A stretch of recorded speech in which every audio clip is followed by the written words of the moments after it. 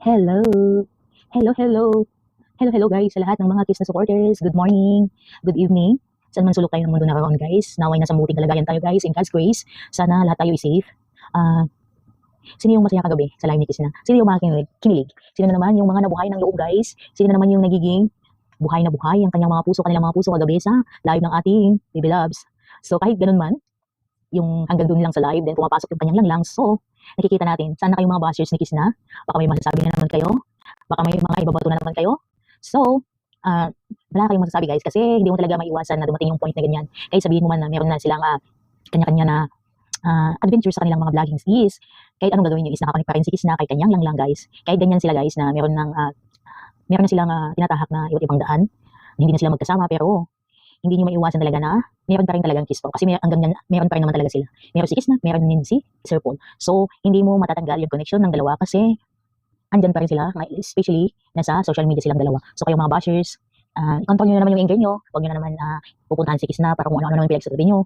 Kasi nga si Lang Lang niya is yun, nakikita nyo naman na pag nag-live siya andun na nagkukulitan sila. Kahit hanggang ganun lang guys, na nagkukulitan sila sa social media, pero yung impact ng dalawa is, hindi mo talaga maiiwasan at hindi mo matatanggal kahit anong mangyari kasi merong Kiss Pao.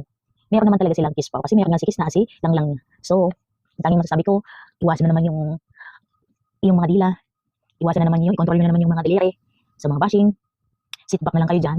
Then, tubusin nyo, katulad ko na nakikilig pa rin, hindi mo naman talaga maiwasan na may kiligin talaga. Kung sasabihin na, yes, nakamove on na kami, I accepted na about sa mga situations silang dalawa, pero hindi mo maiwasan na kikiligin kasi malakas yung kanilang impact. Dumating man yung time na magkasama sila ulit, sa mission or whatever. So, kung saan masaya si Kiss na, masaya na rin ako. Susuportahan ko pa rin siya. Hindi ako makikreate ng mga bashing. Ako yung tao na kung ano yung sinusuportahan ko at tapos masaya siya, sinusuportahan ko din siya. Yung bang hindi ko ina-outside kung saan siya nanggaling. Be grateful ako palagi. Hindi ako yung sumasang-ayon sa mga negative posts na nakikigalit sa social media. Hindi yun yung line up ko guys. Hindi ako yung tao na kung galit kasi isang tao, galitin ako. No. That's not my credibility. Sa akin yung vision ko is to support kay Kiss na. Kaya kung saan masaya yung baby loves, kung saan masaya yung ating magandang dalaga is masaya na din ako. Which kung saan nanggaling, kung saan nakilala, of course, hindi natin kailangan be grateful ako palagi. Yes, kasi kung wala siya, hindi ko makikilala si Kiss na, yun lang. Yung talagang yung mga bashing talaga doon lang talaga ako nag-trigger. Doon lang talaga pag once na yung mga fake news tapos yung mga hindi kaaya-aya na sabihin mo kay Kiss na, diyan lang talaga ako nag-trigger. Na kailangan i-rebat na yung mga yun kasi hindi dapat hindi ko hayaan na may magbabashing ng below the belt kay Kiss na. Kailangan natin i-defend si Kiss na at kailangan natin ipaliwanag na mabuti in the sense na hindi tayo nagmumura, hindi tayo connected sa mga iba't ibang tao. Doon lang siya issue. Halimbawa, about sa issue, mga issue, doon lang tayo mag-focus. Hindi tayo mag-connect sa mga iba't ibang mga tao, hindi na tayo kukuha ng mga iba't ibang mga names or whatever pa mag-drop names so connection hindi connected sa ating mga issue. Kailangan doon lang focus lang sa issue tayo. Ganun lang, especially pag may bashing. Then, kita nyo naman kagabi is kahit anong gawin nyo guys is nakikita nyo kung gaano kasaya si Kiss na. Yes, in the sense na syempre na-imagine ko lang yung kanya reaction kagabi is she's too innocent guys, in the sense na yung mga ibang the past is talagang ang daming mga bashing, mga negative posts, pero kung talagang you are very observant, nakikita mo kung sino si Kiss na.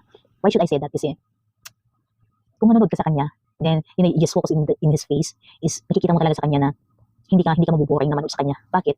Kasi nga habang nagsalita siya is mamaya meron yung papasok yung bubbly jokes na yung parang naano ka na manood, yung parang natutuwa ka na manood, hindi ka nabuboring. So si Kiss na is very bubbly, very sweet. Kung nakikita niyo, napapansin niyo, is very very sweet. Lalong-lalo sa kanyang mga tito, sa kanyang lola, sa kanyang papa, sa kanyang family, is very very sweet si Kiss na. Yes, yun lang. Then ngayon is nag-i-start na siya na magpatayo ng kanyang farmhouse. Medyo hinanaan ko kasi nagising yung alaga ko guys. So nag-i-start na gumawa ng farmhouse si Kiss na. Nakikita natin, nakakatuwa guys yung kanyang mga baboy, yung kanyang mga biik. Tayo yung mga manok, kambing. Ang ganda yung mga ganun na setup ba, pag malawak yung lupain mo, tapos bilang ako na OFW, yun yung iniisip ko na pag nag-forward ako ng Pilipinas, syempre pag nakatapos na yung isa kong anak, kasi dalawa lang naman yung anak ko guys. Napatapos ko na yung panganay ko, nakapagtapos na siya ng nursing, yes, then single mom ako guys. So yung isang anak ko na lang yung nag-aaral ngayon sa UB sa Baguio. So iniisip ko na hindi lifetime nandito ako sa Hong Kong. So iniisip ko na yung habang pinapanood ko si Kiss na, sabi ko sana meron din akong ganito guys na na malawak na lupain, tapos yun lang magpatayo ng simpleng bahay, tapos may mag-alaga ng manok, tapos baboy, magtatanim ng mga gulay, tapos yun na lang, tapos konting negosyo lang ba yung lifetime na yung pag syempre darating tayo dun sa mga age na magka-seniors na, tapos magkakaedad na. So yung bang nakaupo ka tapos pag-uwi mo, then maghalaman, magtatanim ng mga gulay, tapos mag-aalaga ng mga hayop, yung mga ganun ba na set up ng buhay. Kaya pag nakikita ko si Kisna na nakikita ko sa kanyang farm is natutuwa ko kasi yun yung mga plans ko sa buhay na simple lang na darating man na mag-for good tayo is yun yung isipin ko na gagawin. Kasi maganda yun kasi paglabas mo ng bahay, makikita mo karinig, ano, tapos paglabas mo may mga alagang hayop. Then parang yun yung mag-i-start na parang doon ka na lang tumanda. Doon ka na lang yung parang anong tawag doon?